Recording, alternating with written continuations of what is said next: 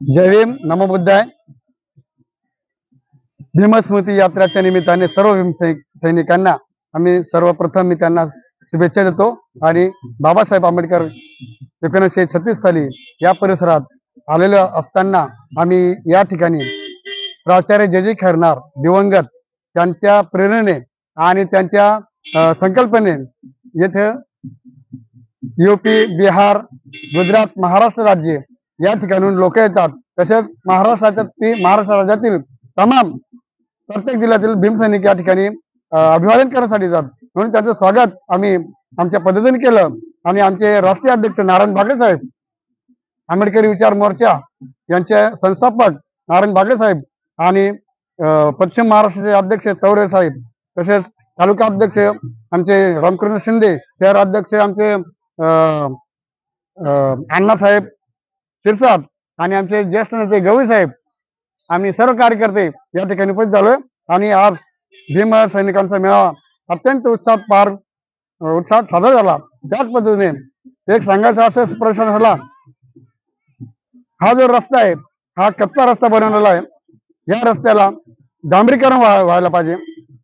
आणि ज्या खैरनार सरांनी ही संकल्पना केलेली आहे त्यांचंही काहीतरी इथे या ठिकाणी नामकरण करण्यात यावं, या उद्देशाने आम्ही आंबेडकरी मोर्चातर्फे मागणी करतो प्रशासनाला, शासनाला. आणि या ठिकाणी असं पर्यटन झालं पाहिजे की जेणेकरून महाराष्ट्र नाहीत इतर राज्यातले भारतातील लोक या ठिकाणी आले पाहिजे. आणि हीच अपेक्षा व्यक्त करतो. तमाम भीम सैनिकांना जय भीम ठोकतो. जय भीम, जय महाराष्ट्र, जय संविधान.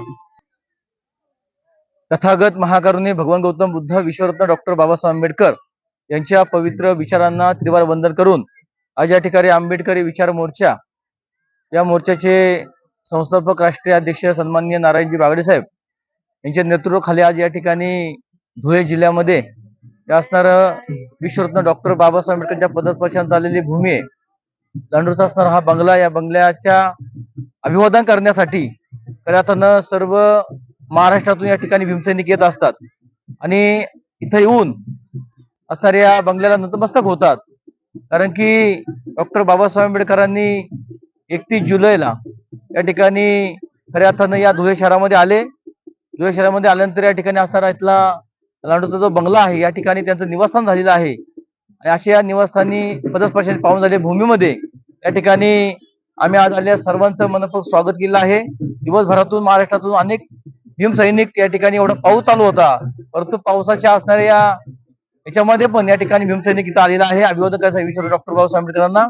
मी असणाऱ्या आंबेडकरी विचार मोर्चावर सर्वांचं मनपूर्वक आभार मानतो, अभिनंदन करतो. जय भीम, नमो बुद्धाय.